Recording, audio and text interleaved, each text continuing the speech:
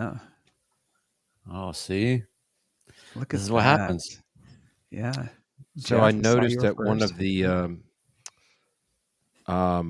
friends of the show that came to the Nashville fly-in, who's coming to Texas, does not have. I don't think he got a room. Maybe he did, but if so, he would likely be getting an Airbnb, All right. which Who's that? will create opportunity.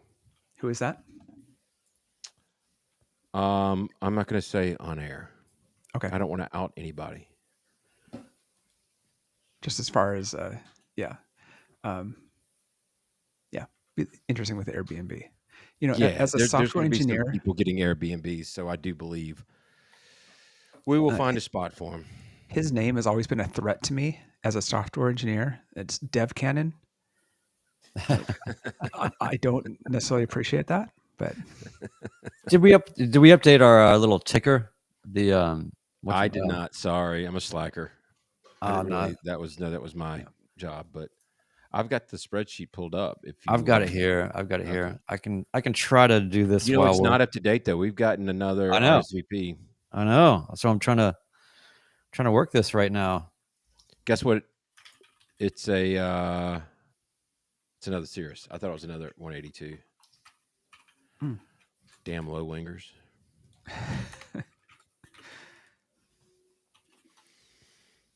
But that's okay. yeah. AJ, Wendy. This is like my my texts from today coming alive. Like, Yeah. a bunch of these Where's people the, blowing me up. Where's the thing? The Ticker. I'm not seeing all my. I don't think I'm logged in as a real person. If you're able to turn your video on, you are. I may have turned him on actually. Oh, okay. Yeah, he did. Yeah, because I couldn't find the thing. So I'm not a real person today. So I can't update the thing. The question is, are you ever really a real person? Is anything real? I don't think so. Well, we can just talk about it for a second. We got 47 RSVPs, 77 people. We'll talk about it in a minute. Yeah, that is wild. Yeah. Insane in the membrane. All right. Well, are we gonna have to cap it? Why? Because of the space? Actually, we'll talk about that in a minute. Okay. All right. Let's just figure this out live on a podcast. That tracks. Yeah. All right. It's 8:00. Let's light it up. Yep. All right.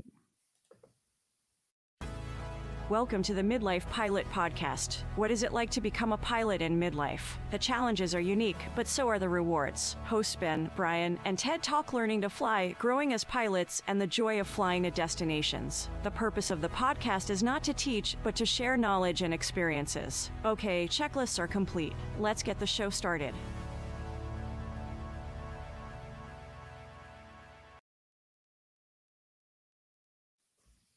Hello and welcome to episode 114 of the Midlife Pilot Podcast, where we share the experiences and challenges of flying in midlife. Whether you're a seasoned pilot, training for a rating, or just thinking about getting started in aviation, we like to think of the podcast as your aviation companion and your weekly dose of aviation inspiration. My name's Ben. I'm a pilot with an IFR rating and a commercial certificate. I'm based in the metro Atlanta area, flying a Cessna 182, sometimes called the Beast. And joining me tonight, as always, from Nashville, home of the Bachelorette Super Charlie, flying a Cherokee 180 named Lucy, it's our friend Brian. Good evening, sir. Good evening. Excited to be here tonight. And obviously we have a special guest. And so this is going to help us up level this whole thing, I think, is to have just a more competent person. Absolutely. Couldn't agree with you more. Speaking of competent people, joining us from Portland, Oregon, a sport pilot extraordinaire flying a flight design CTLS we like to call the Egg. It's our friend Ted. Good evening, sir. Hey, nice to be here.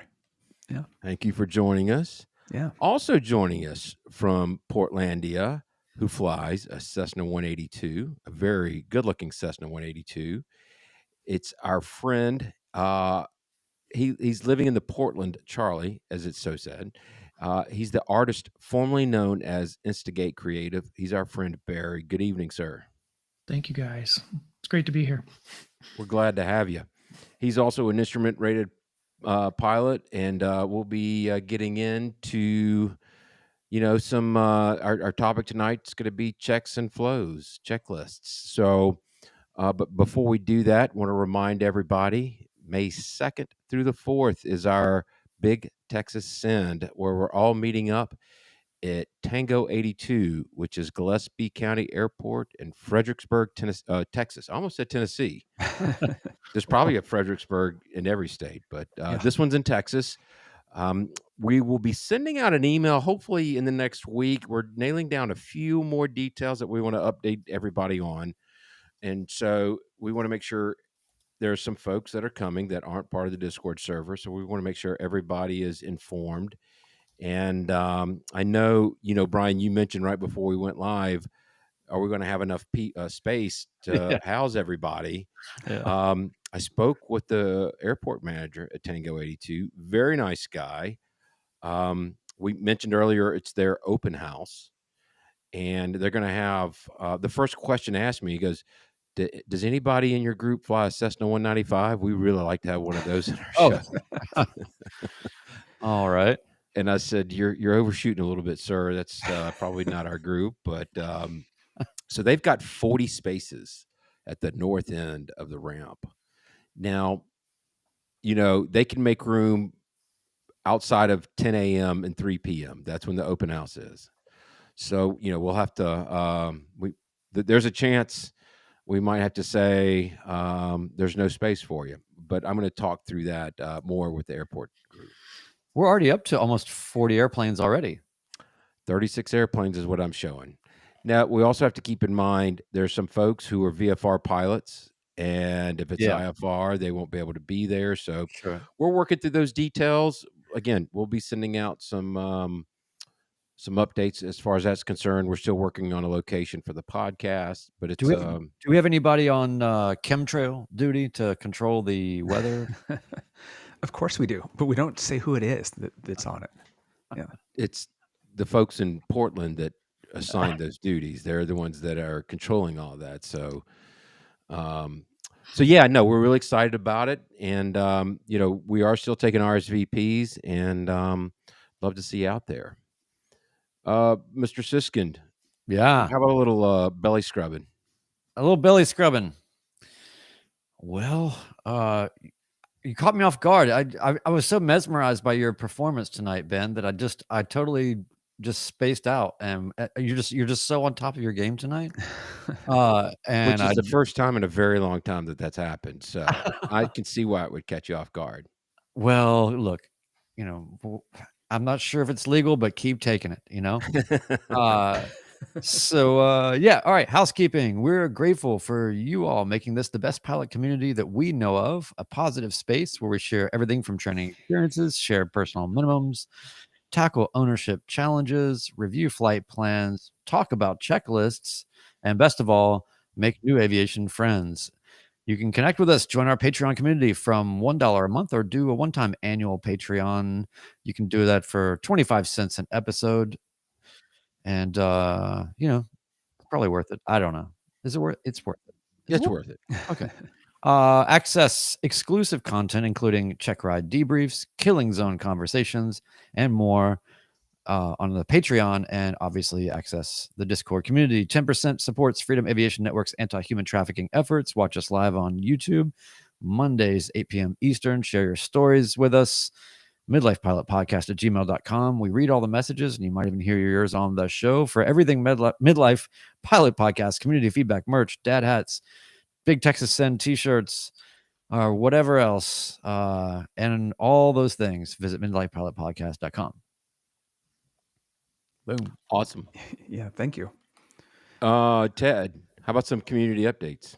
Yeah, so we've got some new Patreon people. I want to thank them this week. Some of them are in the chat, some of the new ones, yeah. Yes. At the Landomatic level, we have Falcon Kurt, Eric T, and Dave B. At the Hershey Bar level, we have Drew, Tom C, and Jason S. At the Beast level, We have Erica G. Somebody ring a bell? That's It our friend does. Erica Aerosafe. Is that an internet scam? What is that? Erica G? Yes. About half of it seems like about half of the show notes have a link to Erica's, either Erica or um Gilbert Aviation or yeah. Aerosafe. Yeah. Yes. Yeah.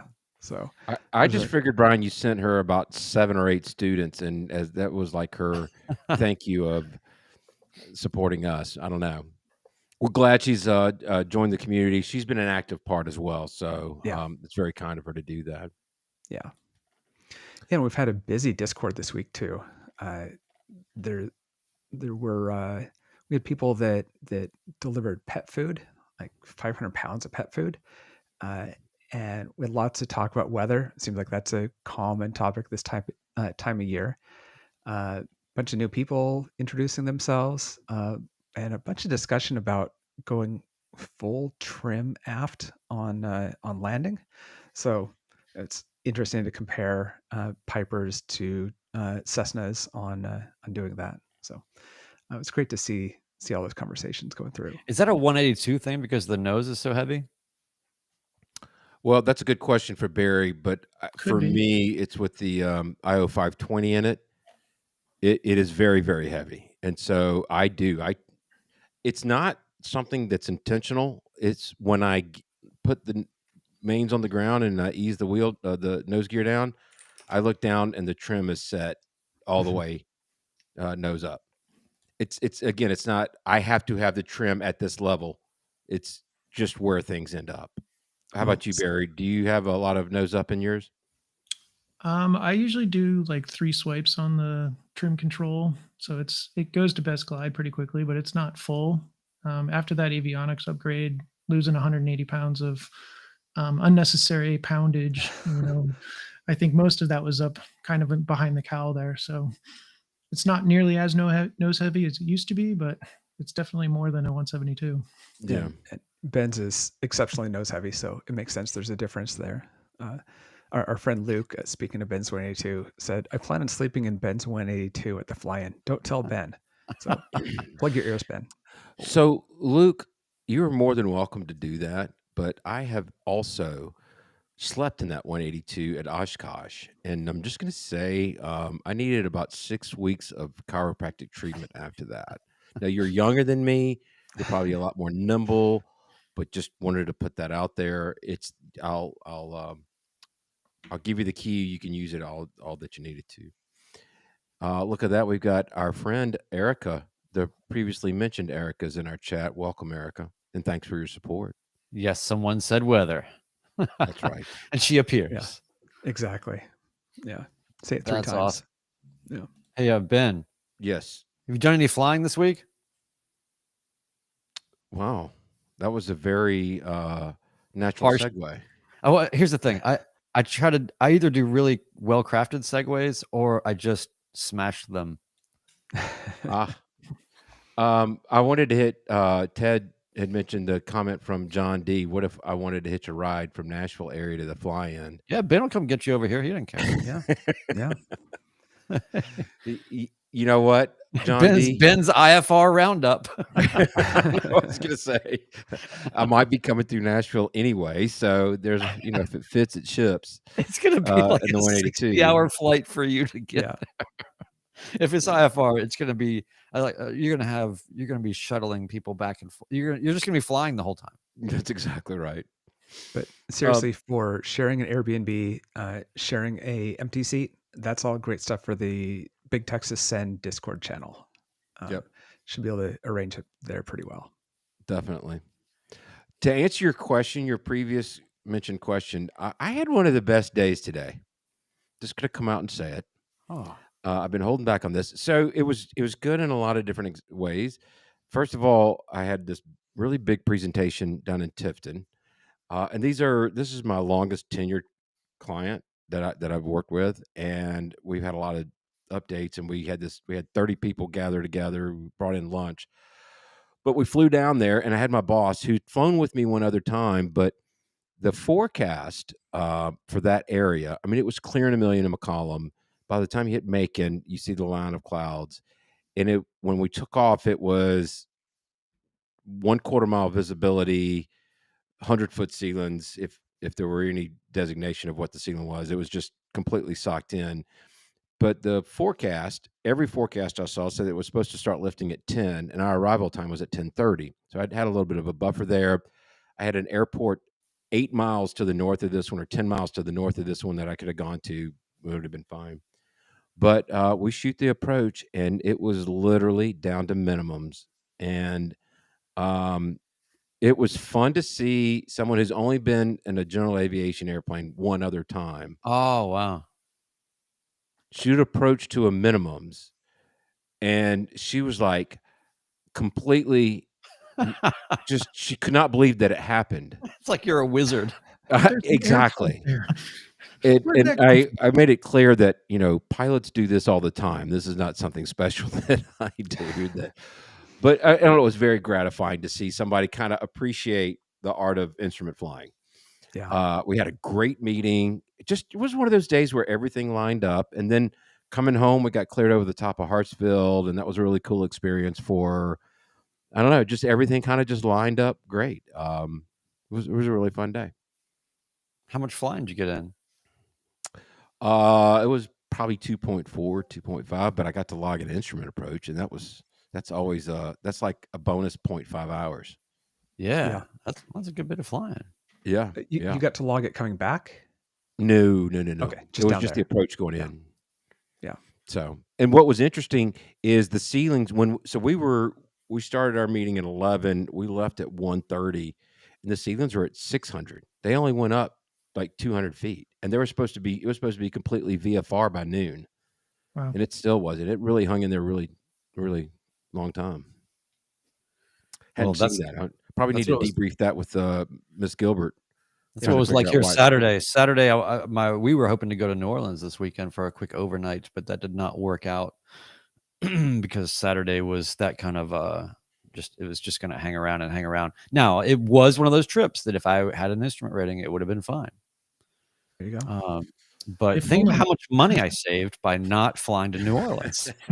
So, Hey, Ted, we need to keep a spreadsheet and track all the times that Brian admits when he says, if I have an IFR rating, Oh, that his attitude has changed over the podcast. I think for sure. so. Yeah. my attitude's always been the same, but it's like it's just one of those things where if it's within the scope of fiscal possibility, then I'm all about it. No problem. Absolutely. What about you think- guys? Who else has been flying? I flew a lot today. I got Yeah. up on Wednesday. Brian, why don't you go first, and then we'll hear Barry's story. Well, hey, me and my buddy Luke, who's here in the chat, we flew today from. I picked him up in Cookeville, and we went down to Athens, Tennessee, where the Swift Museum is, and we were cracking up because we've been trying to go to this place forever, and every time we go, there's some big calamity. The runway's closed down, or I don't know, something. There's always some reason why you can't get in there, and finally got in there. First, before I tell you quickly about the Swift Museum, I just want to say that this FBO, we were just knocked out because they had a gift shop in there, and they had valve cover gaskets, spark plugs, headsets, batteries, compass fluid, toys for kids. That sounds more like a pilot shop than a gift shop. Well, yeah, it was a pilot shop / gift shop Okay. at the FBO. It was all kind of put together. It was the most complete anything I'd ever run into at an FBO before. And I thought, why doesn't every FBO have all these common things that, but it was just interesting how it was very well curated. So yeah, Luke's saying here, I bought a Swift plane today that flew around the world. So I probably, okay. It is a good thing that I am not wealthy, because if I were, I would have. There'd be signs. I would have 1,000% today bought a Swift that was a project, but it was a $25,000 and in pretty good shape, sort of. And Sort of. It had been around it's one of the Swifts that have been around the world. So it's got the really cool paint job, and then it's got the lettering all around it of all the places that it's been all over the world. Probably not a low hour candidate, but man, it was just the coolest thing. But anyway, long story short, if you get a chance to go to Mike India and go to the Swift Museum, they've got it's so cool. The community's based there. That all the woman there runs all the parts sales, and she took us back in the parts room, and I was like, "Are you the one that is OCD around here?" Because it was so perfectly organized. Yeah. All these parts, they have new old stock stuff. They have old stuff. They have new remanufactured things that all of that perfectly organized. And it was just such a neat thing to see for so few of these planes remaining, such a completely and they have the type certificate and all of that, and just a completely organized effort to support that. And if you want to buy parts from there, you have to be a member and prove that you're not gonna do whatever, like buy stuff and resell it. yeah, but there's a huge market. But anyway, right, Taylor Swift Museum. That's right. Yeah. Yeah, So is Charlie this Lima in our chat says, "My daughter asked where the Taylor Swift Museum is." the That's Swift awesome. Museum? Yeah. Yeah. Well, before the last Nashville fly-in, when we were planning it and looking at potential destinations, that was one of them, was to go to the Swift Museum. So that's how it was long really we've been really talking neat. about it. These planes are so beautiful. They're just Oh yeah. there's something about just the form of them. Luke and I were just pondering this, just about how they're just so pure. They're just absolutely pure aircraft, in the sense that it's a low wing, it's a tail wheel, it's retractable. The gear is actually really beefy on it. Like it's like obviously it was made for people that were coming back from the war and wanted to fly something, but fly their wife around or whatever. Anyway, it was a really neat experience, and highly recommend that. Flying was good. It was very windy, very bumpy. Had some very interesting and challenging landings today, and they all went very well, and that was great, and no major calamities. So yeah, it was a beautiful day here. It was 68 degrees or something. It was beautiful. Yep. Very cool. Barry, tell us what you've been up to. Well, as Ted can attest to, Wednesday was probably one of the smoothest days we've had in 180 days or more.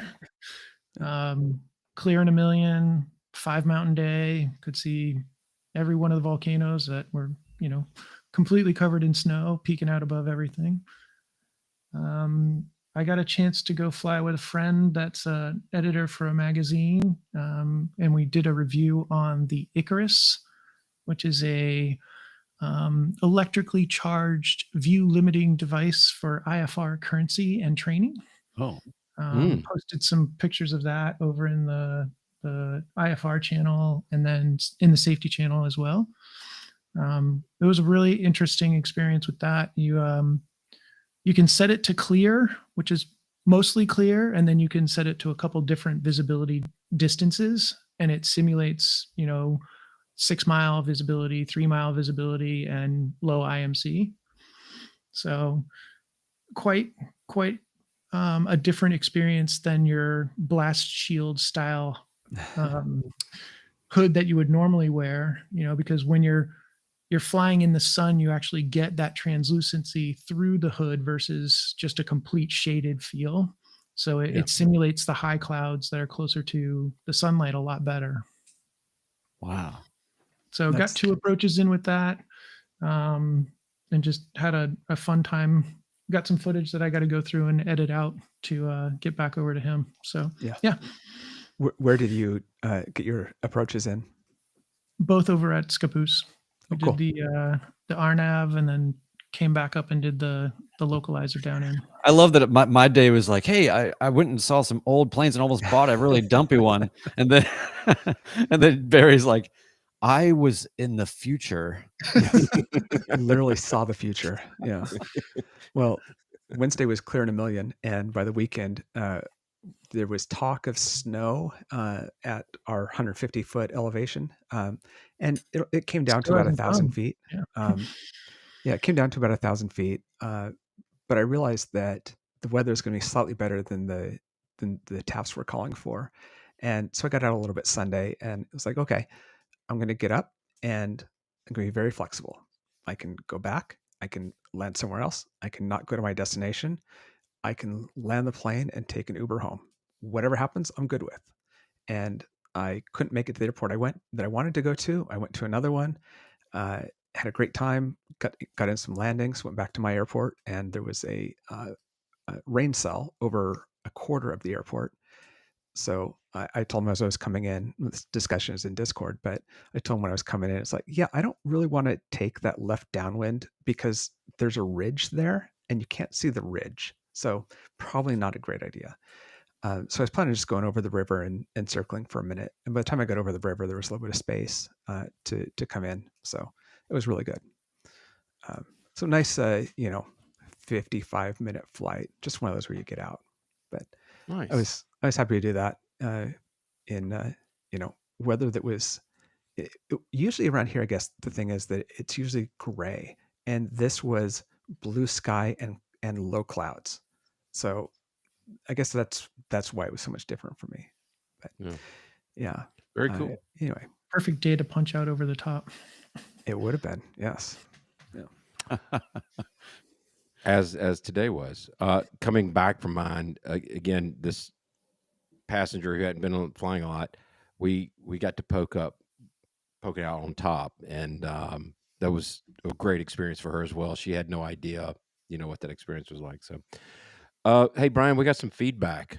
Let's do you this have that real pulled quick. up. I Yeah. want to make sure you're prepared. Yeah, I'm looking at the thing, Great. and look, I think even you just clicked on it.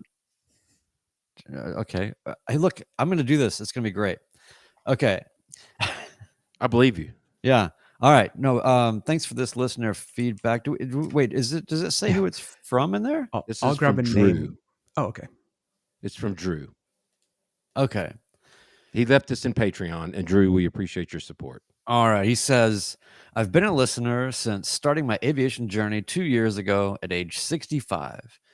2 years later, I'm instrument rated and just flew my new SR-22 down to St. Croix for the winter. Much of this has been due to the inspiration I've received from this podcast. Many thanks. I also want to mention that I recognize the quote from the last show, intellect has boundaries, yet ignorance is unlimited. As a quote from my favorite philosopher, Arthur Schopenhauer. His favorite quote of mine is, the first half of life is the unsuccessful pursuit of happiness. The last half of life is the unsuccessful avoidance of misery. That's awesome. The people that listen to this podcast are likely in the same mindset as I am. And in some way, I think that flying is a way to stave off Schopenhauer's dark prediction for us all. To my wife, I refer to it as my, quote, dementia prevention program. Oh, that's Kudos for a great show. Thank you for that. That's awesome. I think I said Schopenhauer correctly, and I think you did too. And I love that. I mean, the unsuccessful pursuit of happiness, the last half, unsuccessful avoidance of misery. I love that. Yes. And the DPP, the Dementia Prevention Program. That's Fully my agree. whole excuse to fly right now is to prevent dementia. Keep Although that some would probably plasticity say it's going already set somewhere, in. right? I'm sorry, go ahead, Barry. Keep that plasticity going at least, right? That's right. Yeah. That's right. Well, I want to get into our topic tonight, which is all about checklists and flows. And that's why we have our guest, Barry, with us. So, Barry, I'd like for you to maybe take a quick minute to introduce yourself. And then we'll kind of launch into that, maybe get into the weeds there. So tell us a little bit about yourself for those that may not know. Okay. So where to start? I guess kind of how I got involved with the whole Midlife Pilot podcast. I was watching the OG Chris doing all of his online videos with YouTube. I had just started getting into the flight training. The project that I was working on was a autonomy self-driving vehicle project, and I was working on the interface design between the human and the robot. I So started basically, you were just doing nothing. You were just super lazy. You're saying, yeah, you know, God, you're such a just You know, when are you going to do something? Yeah, no. We'll get to that. Create something already. Why don't you? So that project, a lot of the inspiration was coming from ATC, ground operations, you know, how planes move around airports, and air traffic control, as well as the autopilot. So most of that was integrated into the designs that I was working on with the team. And at one point, I said to Sandra, I said, you know, I really want to get my pilot certificate. She said, well, why wouldn't you? So within 5 minutes, I was trying to figure out exactly how to get on and get trained. And about 10 minutes later, she said, you know, does that mean we're buying an airplane? And, you know, it had to go from there. It was on full time. So I started training in a 172 in that airplane. There was a Checkmate that I started using for that. Showed up for training one day and it wasn't there. So decided that was not going to be a flight that I was going to work on. Went home, bought my own, and then bought a second one to stay in the airplane as well. To be clear, you said a Checkmate. The Checkmate Aviation checklist was missing Correct. from the plane, and so you canceled the flight because there was no checklist. Yeah, it was really integrated into my flight training at that point. You know, my CFI, Jared, was very much into the triggers and flows, very much into learning how the airline pilots do things. And, you know, we would run a flow and then we'd back it up with that checklist. So that was something that was critical to my learning at the time. And, you know, as we all know, if we're going to do something right this late in life, you got to do it right. So all the way right, not half the way right. Correct.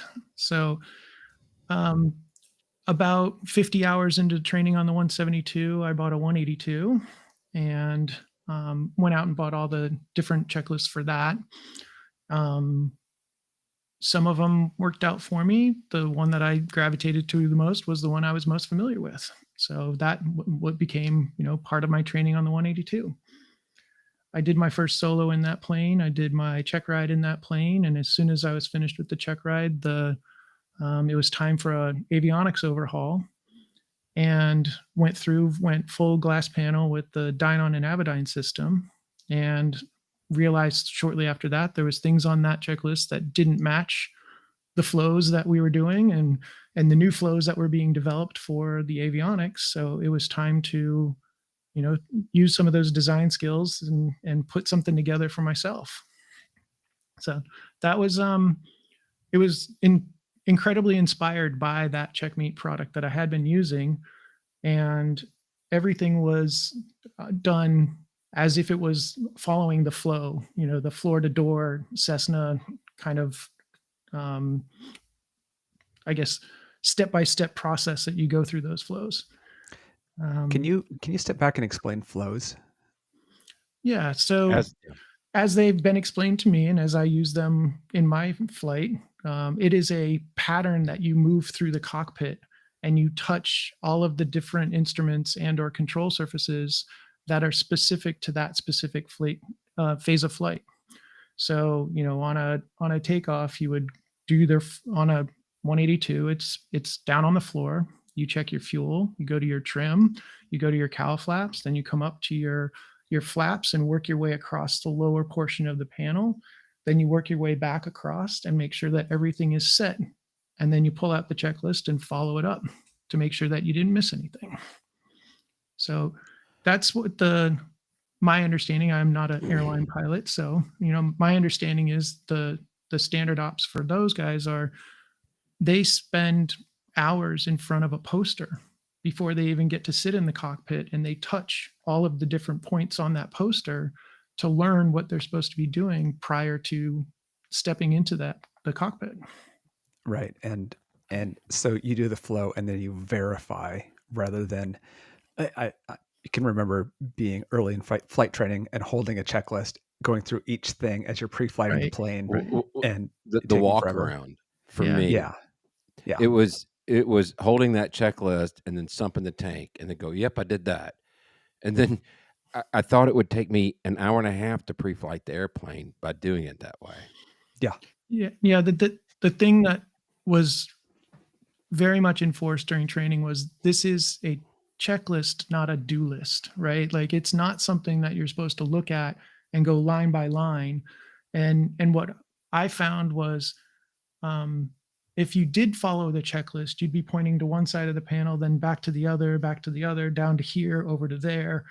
Um, and that it was there to say, yes, I did touch that. You know, if I missed flight controls on the run up, then I would touch the flight controls, do the box maneuver to get through those. But, you know, it was verifying that every one of those were done in that flow.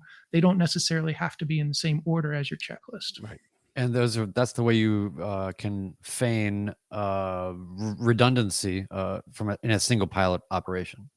Correct. Yeah. And the entire operation becomes one big memory item, right? Like each phase of flight gets to be a sentence of those components that make up the flow as a whole. That's cool. So now let's turn the corner, because I want to make sure we have plenty of time for this. You obviously were going down the rabbit hole of checklists, and then you probably ran into something that you found to be a challenge or problematic or could be better. So for me, because my avionics again didn't match the checklist that I had been working with, I wanted to do mine based on my flows. I dove into it way heads over heels. You know, I was into my instrument training. I was looking at how can I incorporate instrument flows into the overall flows. Does it make sense to integrate those? Does it make sense to separate those out? Okay, now what can I do with my performance numbers with the 6 configurations? How can I do my pattern hold entries? How can I do my emergency procedures? So I went full into, you know, making this as bespoke as I possibly could to me and my aircraft. And I laminated it myself. I used it a couple times and it started peeling and falling apart. And I'm like, nope, we can't do this. Nope. So that led me to reach out to the founders over at Checkmate to see if I could have them laminate my product for me using their process. And just a quick speck of background on Checkmate Aviation. I mean, everybody's seen those checklists, right? They're in every training aircraft. The chances of you not having seen one are very slim. You may not have realized that you're holding a Checkmate checklist, but I do believe that it is abound everywhere. Yeah, there's 32 years of development on the product. I think in the library, there's over 350 aircraft, and I mean different iterations of the same aircraft across, you know, 172 A through R, I think it is now. Now, how would you know all this, Barry? Well, after reaching out to them to take my design and laminate it, it became aware that they were looking to retire, and they were overly complimentary on the design that I had come up with and asked if I was interested in becoming the new owner. So I reached out to Ben and said, hey, I'm coming to Atlanta.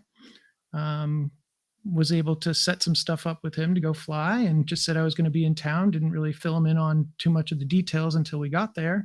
But we flew out. And for the record, that we haven't actually have a podcast episode that has in the title some guy I met on the internet. It was about co-pilots or passengers with somebody that I met on the internet. Vetting a co-pilot. Flying with strangers. Exactly. I think it was. Yeah. So this is the stranger that I met on the internet. Okay. Yeah, that was a lot of fun. Flying down, getting some breakfast, grass strip. Yep. So, you know, we went and met the founders and did some due diligence, and my brain went into optimization mode, and I was like, I can fix that. I can fix that. I can modernize that. I can improve this. This is a go. This is a go. So Sandra and I spent a bunch of time. We had been looking for like some opportunity to do a franchise or an investment, had talked about possibly buying a plane for the flight school that I was training with, and doing like a lease back for them. And, we discussed it and we said, yeah, we're going forward with this.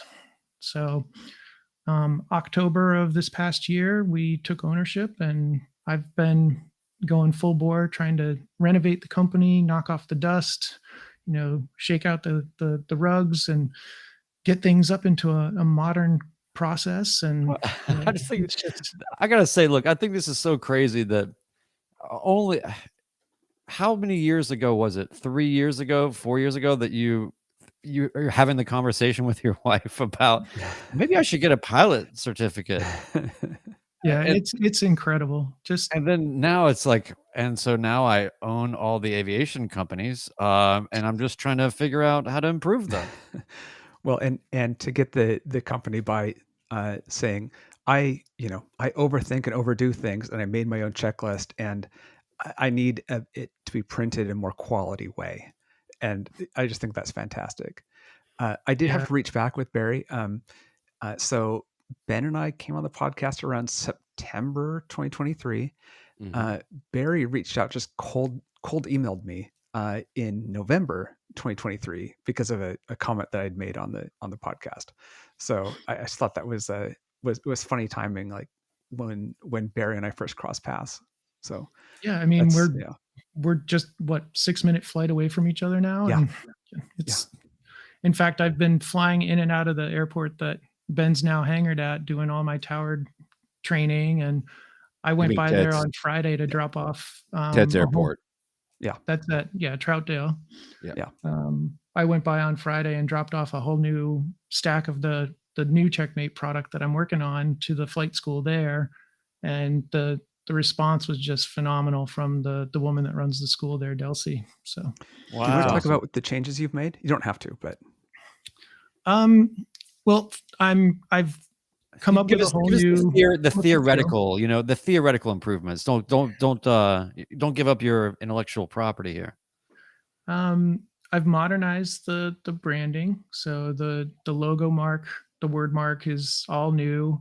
I've introduced some more modern look and feel. There we go. Ben's got one in his hands. One of my my first prototypes that Ben's working with there. I guess you and Stuart are having some fun with that. Yes. So new visual language for all of the procedures, in the color coding of different functionality. There's now a passenger brief prompt on the front. There's a crew brief on the front. There's an abort plan brief on the front. Rearrange some of the organization for the V speeds. I'm taking inspiration from the guys over at OB to put your how to talk to ATC on there, just so that we have those prompts, so you remember what the order is supposed to be based on how they request everyone to call in. And then, there's some things that I'm really trying to address when it comes to the pilot experience when they're purchasing things. So I've got a whole new website in development, getting that into a state where it's significantly more focused on finding the aircraft or aircrafts that you fly so that you can get to those much quicker. And then I've got a whole series of other products that are in the works as far as companion products to the checklist for other things that you would do with your guests and passengers and safety pilots when you're out flying. Oh, that's cool. Yeah, there's so many tangential, I'm sure, ways that can go. I have a question about is there probably this is one of those things where there's probably a name for this particular discipline or the science, and I just don't know what it is. But did you have to research?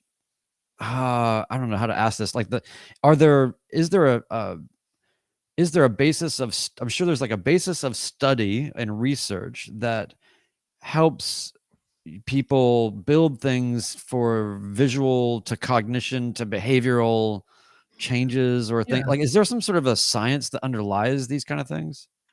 Well, there's a lot of user research goes into that science. There's human factors, cognitive science, a lot of that stuff. My training is industrial design, graphic design, lots of film and video for that small company in the Cupertino area that I worked for a few years.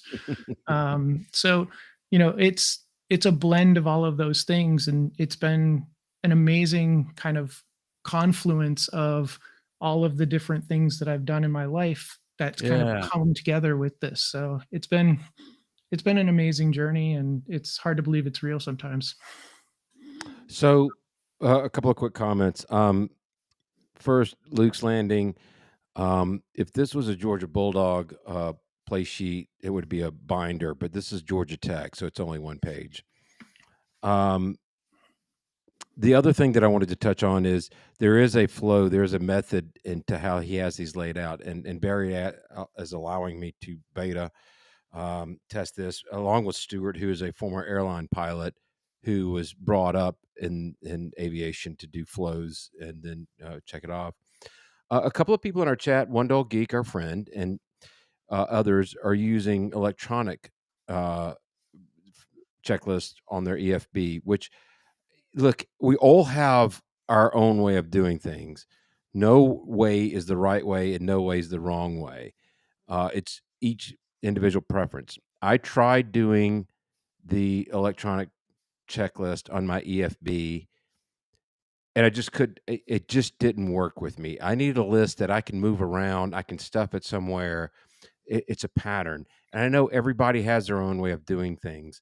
And One Dog Geek had made the comment, if he realizes that there's something on his checklist that he left out that's not on his checklist, he edits it a lot.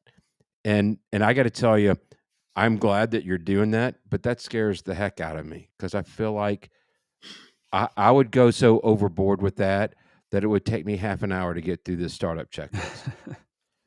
So, but good for you for doing that, and I'm glad that you're doing that. But Yeah, and among our people that are talking about using ForeFlight for checklists, Wendell Geek says he also has his physical checklist in the airplane as backup, which I think is really common.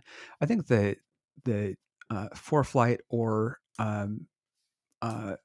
those of us that have fancier panels, putting it on the panel, those are certainly options, and they're good options. It's always right there. It's always built into the plane.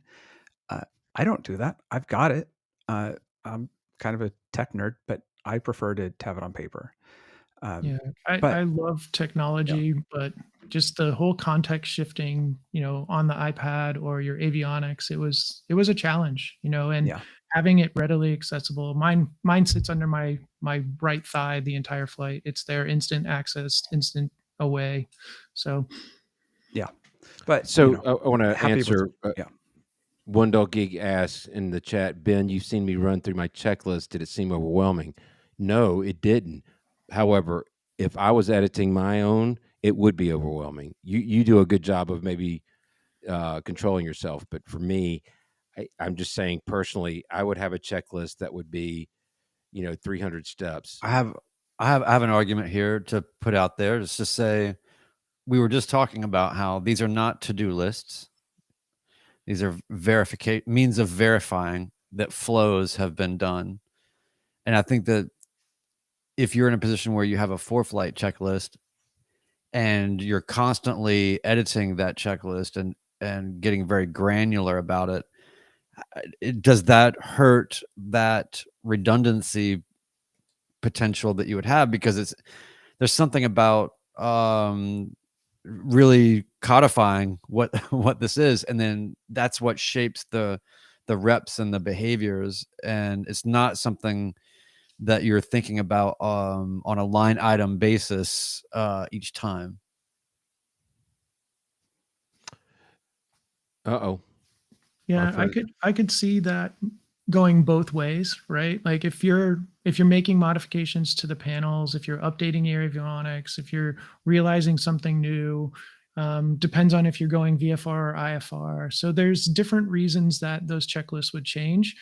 I still experiment with the ones that I build for myself, right? Like, and as I find something new, I update it. So it's it's it's the it's a low cost to put something together in order to have that confidence that you did the flow correctly and that you've ticked all the boxes on that safety items.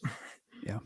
I really like what our friend Juliet Echo Foxtrot says here. I use the four-flight checklist for pre-flight and before engine start, and then the physical checklist for the flight. I'm assuming is what he's meaning there. Yeah. So I think that's an interesting point and well taken. Yeah, and Cheryl gives the counterpoint to the paper checklist doesn't crash like an iPad might, which is Cheryl says, I prefer the printed checklist, but decided to back it up with a four-flight version after watching the prior fly out of my open canopy. So I for mean, I those guess of you that that's, don't yeah, That's know, incredible. yeah, Cheryl flies a Grumman Tiger, which you can fly with a canopy open. and she's in Texas, so that's perfect. Yeah. Yeah, exactly. Yeah, Barry, how are you going to solve for that? You're going to have like a lead version? Very, very, yeah, maybe a tether. I think we can do tethers. There you go. You know, Of course, you might poke an eye out that way, but that's all right. There's no liability in that whatsoever.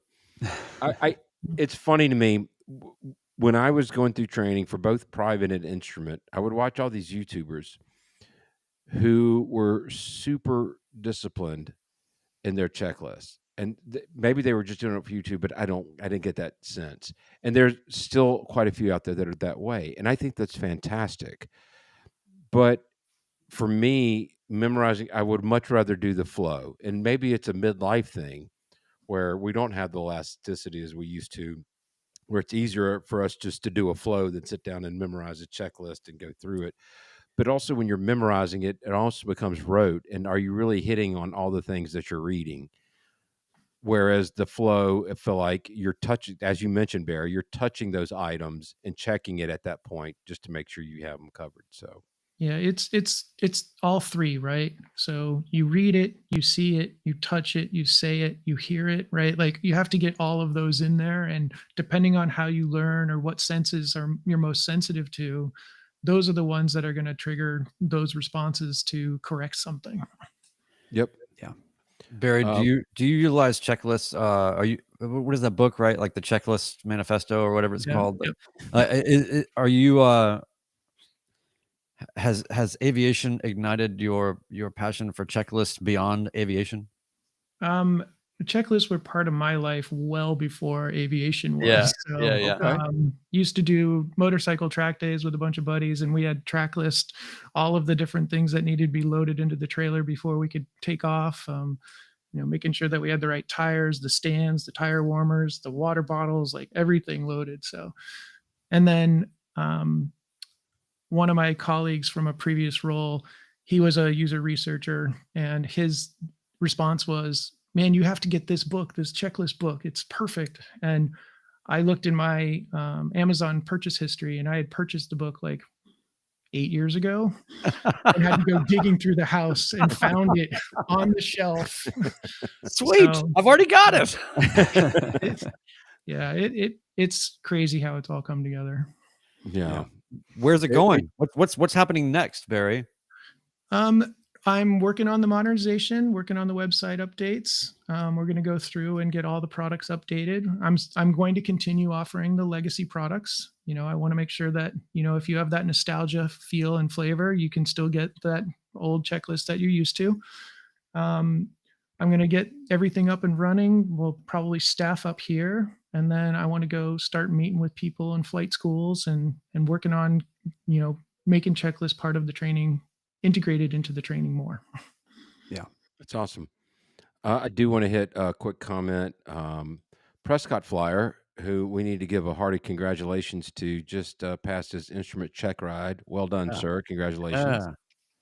Yeah. He comments in our chat, my checklists are living documents. They incubate in flight. Man, got marbles in my mouth.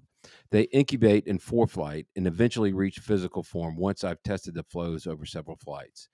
I think that's a big deal. I had before I started working with Barry on what we have now, there was a website where you could actually build your own checklist. I can't even remember the name of it. And then you print it off yourself and you can go laminate it. And my laminations, like you said, but it would be 4 or 5 flights before I really got it anywhere close to where I wanted.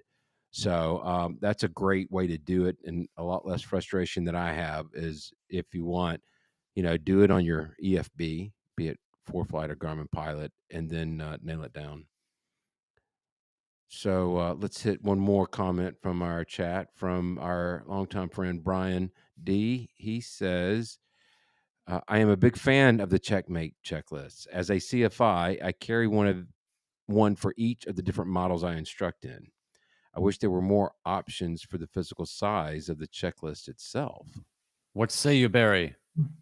Reach out. We can talk. Yeah, Brian, definitely reach out. It's been good to have a conversation about things that might need to be changed and ideas. So The format is a big thing for me because a lot of the Checkmate, they're just too huge. I forget the name of the company. What are the? No, we're not going to mention the other ones. All right, but there's another entity that makes these checklists. That I have the emergency checklist and I have the regular checklist for the Cherokee 180, and it is fantastic because it's the perfect size. It's just the perfect size, and I want that size. Do you offer size different things? Currently, there are two sizes, the standard and the compact. The compact can be a little bit difficult for those of us that are optically challenged. But the standard is probably a little bit bigger than your standard knee board. So Okay. yeah, I can understand. I prefer the compact size myself, even though it is a little bit more difficult to read. Progressive Yeah. lenses make that a lot easier, but Yeah. it's definitely a one hand for me. So yeah, there are a couple different sizes, but open for discussion on that as well. yeah. So I had the compact size, and I was struggling with actually seeing it. Especially, I have a checklist item that helps me through a hot start with our engine. There's a very detailed procedure, and with that, the words were like a size 2 font, and I felt like I needed to get my phone camera and zoom in on it so I could read it. But with the larger size, and I guess what I'm doing here is admitting my age because I'm a good bit older than y'all. It's gotten harder, and I've come to like the larger print. So that's, again, personal preference. Well, the school that I trained at liked the half-page checklists, and there were, I think, 4 pages or 6 pages, Mhm. and so you're always flipping through it. That's It how wasn't mine a is. binder; That's it how was my just old loose. one was. Yeah, That's right. and it was always on the wrong page. I Right. whatever it was, I had to switch it 5 times every time I tried to do something, and Right. so It's like a that is USB. why when I designed my own, it's 1 page front and back, because the worst you can do is be on the wrong side of it. And Yeah. That so is a really good point, because that Yeah. was always the case with mine and Stuart's checklist. There's a couple in the inventory for things like the King Air and Yeah. the bigger airplanes that we have a 2-card system. So your normal procedures are on one, and then your non-normal procedures are on the other. Midlife version. This is what Aero Grizzly is saying. We need a midlife version of the checklist, extra large text. Barry, what do you think about even having? It's actually not. It's not even purely rectangular. It has sort of a spare tire around the middle. Oblong. I'm thinking of the Elliptical. large print Reader's Digest. It's like, things like that, where they were like comically sized, and you realized, oh wait, yeah, this is literally the same thing, just twice the size. Yeah. That's awesome. Let's get another comment from Prescott. Flyer has a question for Barry. Does your company offer printing checklists developed by owners of experimental aircraft? There are 2 products in the inventory that are called the universals. We have a universal fixed gear and a universal retractable. Those come with all of your V speeds, your weights and balances, room for lots of notes. All of those spaces are blank, so you can go in and fill all of those in. What I've been recommending for the experimentals is start with that, cross out items that you don't want, put in items that you do want. Then we work together to do a custom checklist specific to your tail number and your aircraft.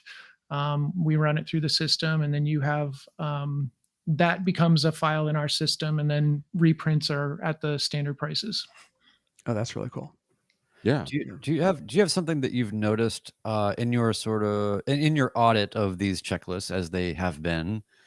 Is there anything you've identified that is universally able to be cut out and is unnecessary, or has there been deletions that you've found to be common?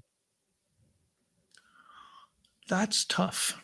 I think with the wide variety of what is in your POH specific to your aircraft, we're trying to honor the POH as much as possible, but not going overboard. So, we've had numerous people reach out and say XYZ isn't in my checklist, but it's in the POH and it should be on these checklists, or this number was off and it might be off by 1 or 2 knots.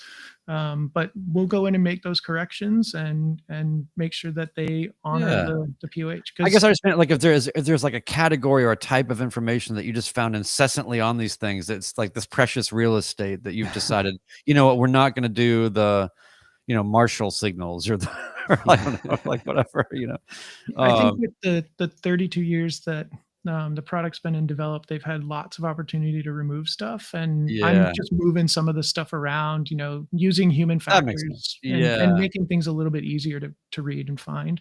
Yeah. Still honoring that format. So if you've used a prior one, this is going to feel very familiar to you. One of my favorite stories of just the last couple months, I had a pilot reach out, ordered a product and wanted it overnight shipped for, I think it was $85 or $90 to have it overnight shipped. And I called him to say, I'm not really sure why you need it. And he's like, no, I need it. I'm a ferry pilot. I've been using these for 15 years now. Every plane I get into, I know exactly where to look. I know exactly what to do. It's my go-to for all of my ferry flights. Once I land and turn the plane over to the new owner, that checklist stays with them, and it becomes their Bible for operating their aircraft. So Wow. $100 is cheap in that case because for the Right. ferry flight, you don't have the hours in the plane. Yeah.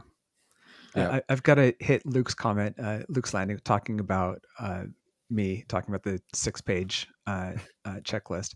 He said, what's up with every flight school plane having a Rolodex checklist that looks like a wine menu at a cheap restaurant? I wanted to hit Andrew L's comment, and I wanted to address it. I use a pocket-sized homemade in-flight laminated paper checklist. One side for run-up, takeoff, and after landing. The other side for in-flight, which is cruise, descent, and approach.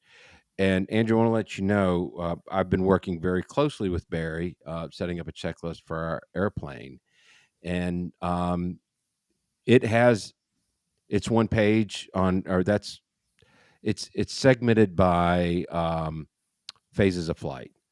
So it's very easy. It kind of follows a flow of a checklist like you have a flow in your airplane. Is that fair to say? I think it's exactly fair to say. Yeah. Yeah. So I like where your head's at on that one, Andrew, but that's exactly how he's got these designed here. I can't take Yeah. credit for that legacy. The founders, Rich and Carol, they're the ones that perfected that over the years. Well, I mean, it's your company now, so you get to lay claim to it. You bought those rights, as far as I'm concerned. Well, I can't thank you enough for coming on with us. I'm so honored to be here. It's been great to be a part of the community for so long. I'm Yeah. excited to give back to the community as much as possible. It's been fantastic to have, that you guys were part of the orbit well before Checkmate even came into the idea. So it's been a lot of, it's just amazing how it's all coming together. And then just let me know when you're coming back down, and we'll go hit Barnstormers again. All right. Yeah.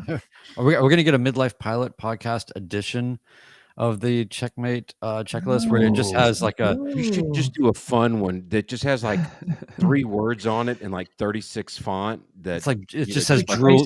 icing on the vegetables. Yes. How to subscribe to the podcast, how to get on Discord. How to use Your Discord. checklist. Yeah. How to drool without being noticed. Only in the Globe, the Swift Museum, right? Yeah, exactly. Yeah. That's awesome. Well, again, we appreciate you joining us. It's been a great time. I want to thank everybody in the chat for joining us. It's been a really lively bunch. It's been a really big group tonight. Yeah. So thank you for that. Again, Checkmate Aviation is Barry's company, and he's just done some really incredible stuff with it. So, gentlemen, anything else for the good of the order? Yeah, I have a tiny shout out to our Patreon listener, Linda. Happy birthday, Mom. Oh, Aw, happy She's a birthday. supporter. So, yeah. happy birthday. All right. We'll have Brian write you a happy birthday song and send Yeah. it to you in the mail. I'll use In the AI to mail, do it. It'd yeah. be terrible. Well, I do want to leave folks with our bit of wisdom tonight. In wine, there is wisdom. In beer, there is freedom. In water, there is bacteria. We appreciate everybody joining us tonight, and hope you have a great week. And signing off, episode 114 of the Midlife Pilot Podcast. Good night, everybody.